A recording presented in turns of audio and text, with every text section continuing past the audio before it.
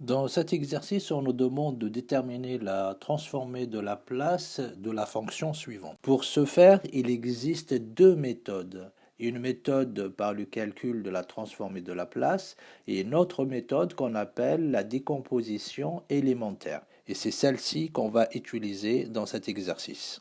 On va appliquer un signal échelon à une amplitude E0 et à T0, on va appliquer un autre signal échelon, mais cette fois-ci moins E0. Notre première fonction f1 de p est égale à 1 sur p plus f2 de p est égal à moins e0 sur p fois le retard qui est exponentiel, moins t0p. La fonction de transfert f de p est la somme des deux fonctions élémentaires, ce qui nous donne e sur p facteur de 1 moins exponentiel moins t0 de p. On pouvait utiliser également la transformée de la place dont la définition f de p est égale à l'intégrale de 0 à plus l'infini de f de t fois exponentielle moins pt dt. Et ceci est égal à l'intégrale de 0 à t0 de e0 fois exponentielle moins pt dt. Pour la question B, on remarque que notre motif il est de t plus t0 et on va répéter ce motif jusqu'à l'infini, ce qui nous donne g de t est égal à f de t plus f facteur de t moins 1, puisqu'on a un retard,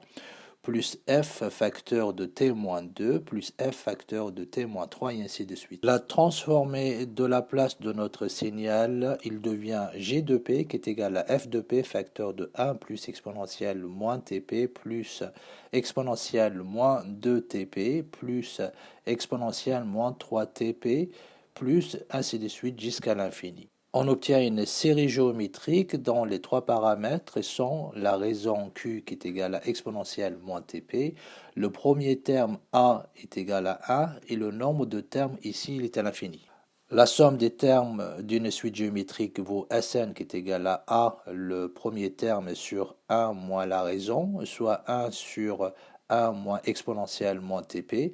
Et si on remplace dans notre équation g de p qui est égal à f de p fois 1 sur 1 moins exponentielle moins tp avec f de p qui est égal à e0 sur p, facteur de 1 moins exponentielle moins t0p. Et si on remplace tout cela dans notre expression de départ, nous avons g de p qui est égal à e0 sur p, facteur de 1 moins exponentielle moins t0 de p sur 1 moins exponentielle moins grand tp, ce qui termine ce premier exercice.